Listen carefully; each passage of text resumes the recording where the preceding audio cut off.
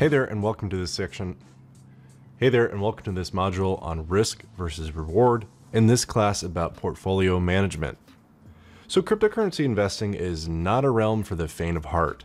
Its early days were tainted by its mysterious, anonymous founder, close association with illegal transactions, and the theft of hundreds of millions of dollars. Then there's massive volatility associated with the currency, coupled with the fact that cryptocurrency is not a stock, not a bond, and not a recognized currency that any government issues or supports. It's also completely unregulated and completely uninsured. If those aren't enough risks to make you worry, perhaps the complexity of the technology is also worth noting. On top of all of that, it's important to remember that all investment activity comes with a serious and very real possibility that you could lose some or all of the money that you invest. So I've wanted to cover this topic for some time because I feel like a lot of investors want to see big returns while refusing to understand the risk involved. Then suddenly, once the market swings downwards, irrational investors panic and end up dumping assets and taking a loss. If you don't understand the risk, then you may find yourself struggling to achieve impressive returns. So the way I look at cryptocurrency portfolio management, and especially how it relates to risk versus reward, is that in order to evaluate an asset, you need to understand the risk that is involved with it. And on top of that, in most cases, things that carry the highest risk, you probably want to avoid. But again, how do you determine risk factor? Well, that's something that I will cover in this module. Now, obviously, this module is not meant to scare you. You know, if you're in this space, if you've gotten this far, you're probably pretty familiar with risk and how to mitigate it. But I want to help take it a little bit further so that you remain confident during the lows and humble during the highs. So let's begin by highlighting some of the key risks of cryptocurrency. The first big one is the regulations. As new as blockchain technology is, we have a long way to go before everything matures into mainstream supported markets. Of course, I feel like the mainstream would love to have crypto, but only if it's regulated and supported and comfortable for people. Right now, it's just too scary. As someone who's invested in cryptocurrency, I would rather see rules and regulations created and enforced. So where we find ourselves today is that cryptocurrency is one big pot. The good projects are mixed in with the bad projects. And implicitly, that puts us at risk. You know, risk versus reward says, make sure you're investing in projects that have the ability and resources to comply with rules and regulations, those that exist now and in the future. For example, if a project is enforcing AML KYC requirements, then I would not see this as a negative, but a positive. This would help them survive any scrutiny in the future. The next key risk to look at is exchanges. Now, not many people realize how much exchanges play a role in providing a clean, fair marketplace. Without auditing exchanges, there's no way to tell if exchanges are promoting insider trading or hedging bets against the market. Many people can claim that exchanges are manipulating the market, but without enforcing regulations, crackdowns, and audits, we simply don't know. And as the market continues to grow, how do you think the overall market will react if and when the exchanges are being shut down or seized by authorities? Again, risk versus reward says that when exchanges don't comply with rules and regulations, especially when it deals with user finances, things can get ugly. These exchanges and the funds that you have on them could suddenly disappear without warning, or the host government might seize the domain. So we want to seek out exchanges that are complying with regulators instead of those who are fighting the authorities. The next key risk we want to look at is manipulation. Now, this is one of the largest issues that crypto faces right now. When people think of manipulation, they often think of traders, exchanges, and financial institutions. And while these actors certainly play a role, manipulation could come from anywhere, including the assets themselves. When you really look at it, a large amount of assets on the market are simply manipulating investors into buying in when they have no long-term value.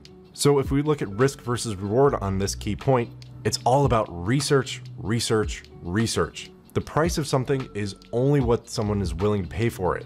If there's no demand for the asset, the true value may always be zero. So we want to invest in long-term possibility. Essentially, we want to invest in quality. The next point of key risk we want to look at is bad PR. Now, people make mistakes. It happens. However, when it comes to crypto projects, investors are not as forgiving. A single piece of bad news can cause an asset to start tumbling down in value. But just because other people decide to bail doesn't mean it's the right decision. In fact, a famous quote is that the best time to buy an asset is when it's on the operating table. So looking at risk versus reward here, the market is very volatile and there will always be many highs and many lows. And if you're patient and ride out the typical swings, then you should be pretty confident in riding out a low due to bad PR. You might even decide to buy more because you truly believe in the project's long-term vision. Blaze your own trail.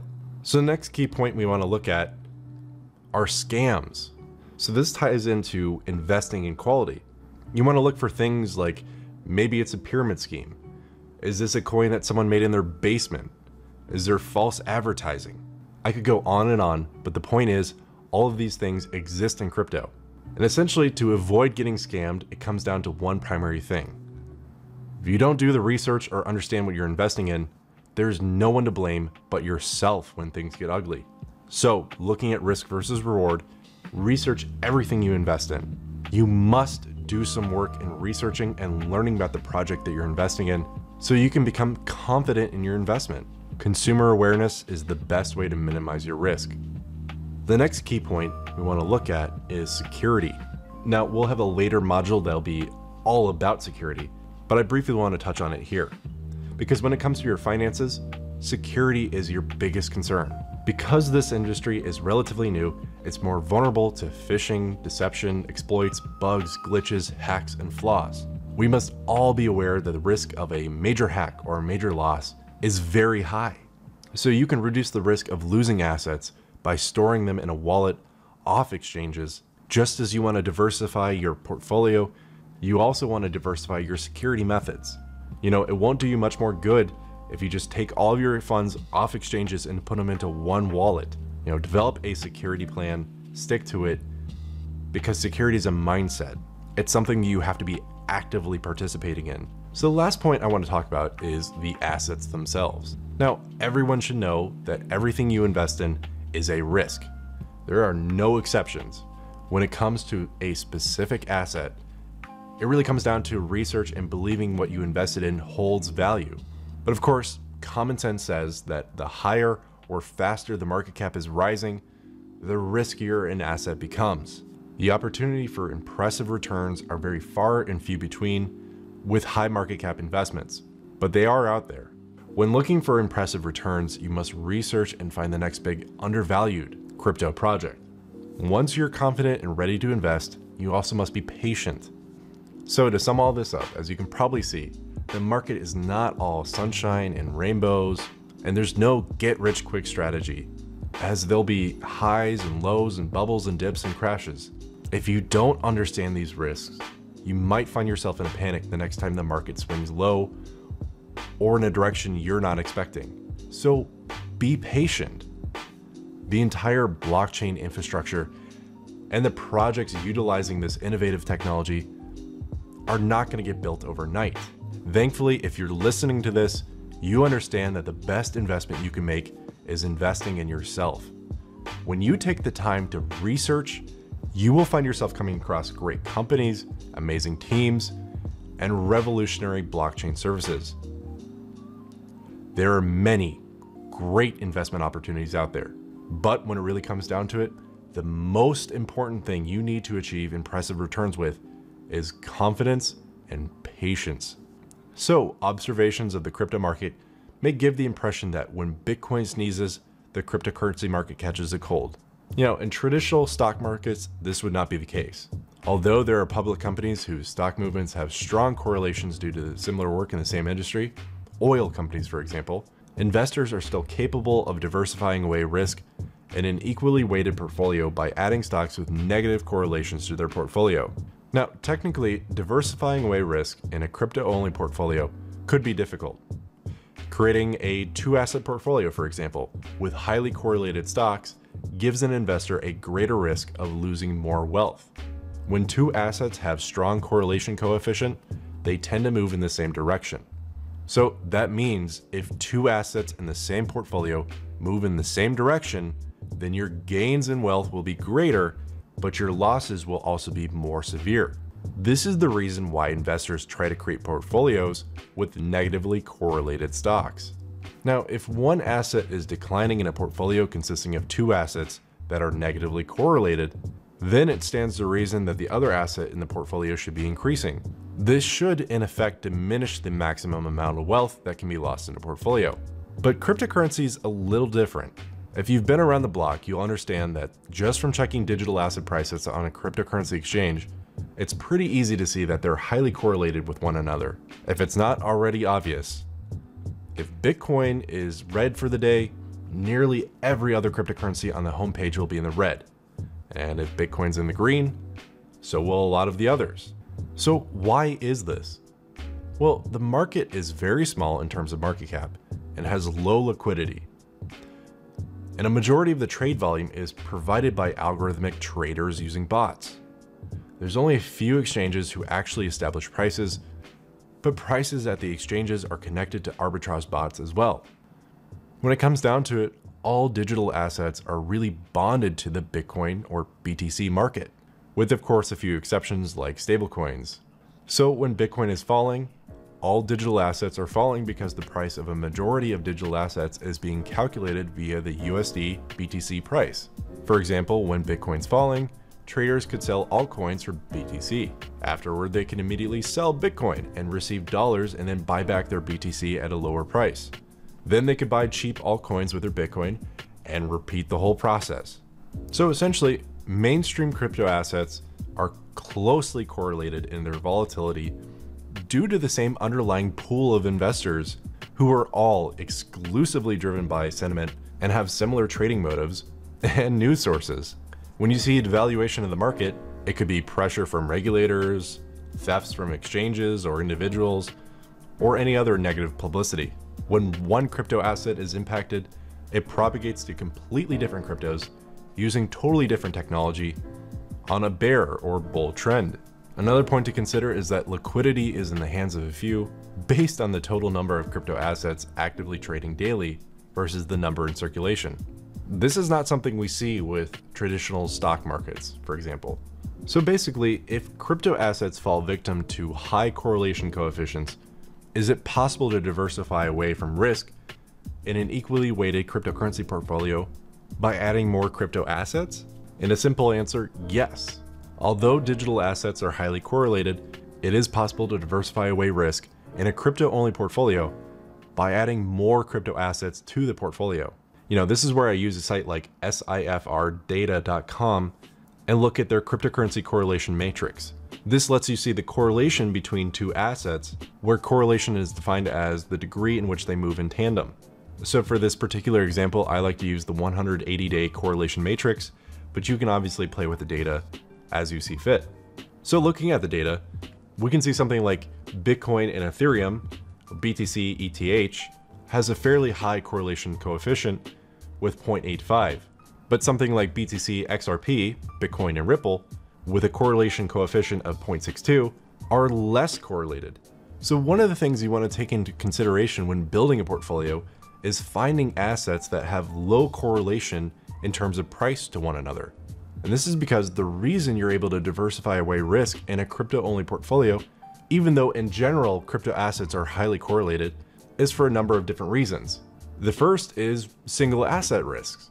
When you have a portfolio of a single asset, for example, just Bitcoin, you take the risk of the project failing, of it being delisted from exchanges, bans from a government, problems with the team, etc. You could also see a huge dump from a major holder deciding to sell all of their holdings in one day, and many other risks connected with holding a single asset. The second reason you're able to diversify away risk is that you're able to connect your portfolio value to the industry growth average. If you invest in just a single asset or just a few assets, it's kind of like playing the lottery. Your assets can perform differently. One could grow fast, one could just make a couple percent and that's all. Whereas diversification gives you the opportunity to receive profit from the whole market and not just depend on having faith in one coin. The third way you're able to diversify away risk is that you're able to make different portfolios.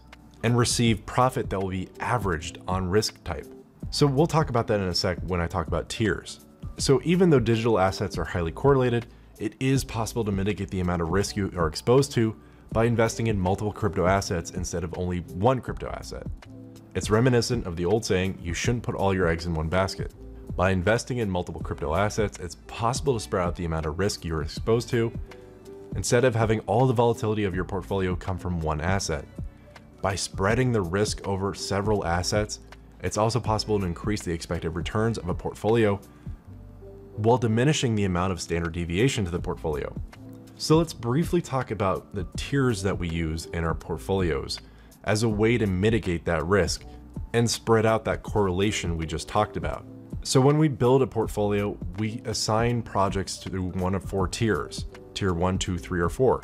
And the reason we do this is that we want to have an understanding of where projects fall in terms of our risk analysis. But not only just risk, our investment and our research as well. So let's briefly look at the 4 tiers that we use. First, we have the tier 1 coins. This is sort of the core of our portfolio. Tier 1 coins are those coins which we have considerable assets invested. We're firm believers in the project direction and execution, and we have very little reason to sell within the short to mid term. These are coins which we've risk evaluated to be very solid, and we believe that they have a high probability of existence duration. Tier 2 coins are those coins which have performed extremely well. We have a large amount of assets with, and we believe will continue to operate with high marks. What separates these coins from our tier 1 status is some sort of flaw, or they haven't yet proven their defining feature, though hopefully we think they will. Tier 3 coins are those coins which we have moderate investments with, and we believe the possibility of high performance in the future. But as of yet, they've not shown enough performance to reduce their risk profile. Tier 3 coins are those coins which are moderately risky, but due to our risk analysis of the project and team, we believe they have minimal chance of failure. And finally, we have tier 4 coins. These are coins which we have a minimal stake in and we believe are highly risky. These are coins that represent the outer fringe of our risk analysis, that we have little information to work with and have little insight into the coin's performance. Essentially, at the very best, we're making an educated guess that they will be successful. If a coin performs well and proves that it has commitment to its compelling feature, it'll be moved into the tier 3 status, and so on until it reaches tier 1. We use this model because every coin we look at and possibly add to our portfolio starts at tier 4. It starts at the outer fringe of our risk analysis, and as we learn more about it, as we see it do well, as we grow our investment with it, it moves up in the ranks. But if something happens, if it loses that trust for whatever reason, it can move down or be completely removed from our portfolio. So how do you determine what's a tier 1 versus a tier 4, for example? And when should you get into something that might classify as a tier 1? Well, it always comes down to your individual goals. For example, are you looking to just try to get in? Do you want to try and DCA a downward trend? Or are you a technical trader trying to look for the best entry? Just like everything in life, there are options and ultimately the decision is yours.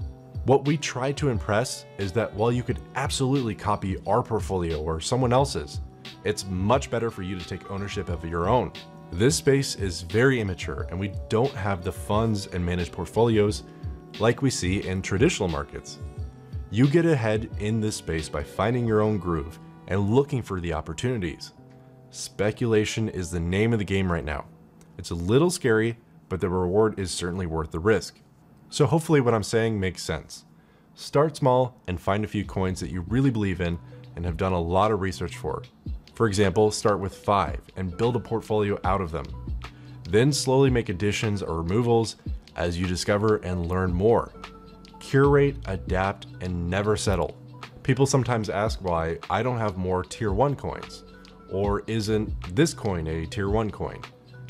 Perhaps to you it is, but not to me. And that's the key. My portfolio is not your portfolio. What I choose to be a tier 1 coin is strictly up to my credentials, my research, and my investment level. I classify tier 1 coins that way, not only because of how much money I've invested in them, but also how much time I've taken to understand them, read about them, and trust that I've invested in their mission. These are the coins, the investments at the heart of my circle of competence. Take some time to learn about it. It's a classic Warren Buffett technique. As I mentioned, coins always start out at tier 4, the outside of the circle of competence, and they can move up if I trust them more and my position with them grows. But they can easily move down if they lose that trust. I invest more in what I know rather than knowing what I should invest more in. Cryptocurrency can be gambling or it can be investing. The difference is how you treat it. So hopefully this module on risk versus reward was informational and you learned a lot from it. Before we go on to our next module, take some time to understand your own portfolio, the coins you're looking at, and risk evaluate them to say, what is a tier 1 coin? What's a tier 2 coin, etc. Understand the risk basis of your portfolio and maybe even look into some price correlation with your coins. Begin to make a plan about how you can diversify your portfolio so that you're taking on less risk and you're better positioned for market moves and better prepared for market downfalls. In the next module, we'll be talking about sector management and how to classify a coin based on what sector it belongs to.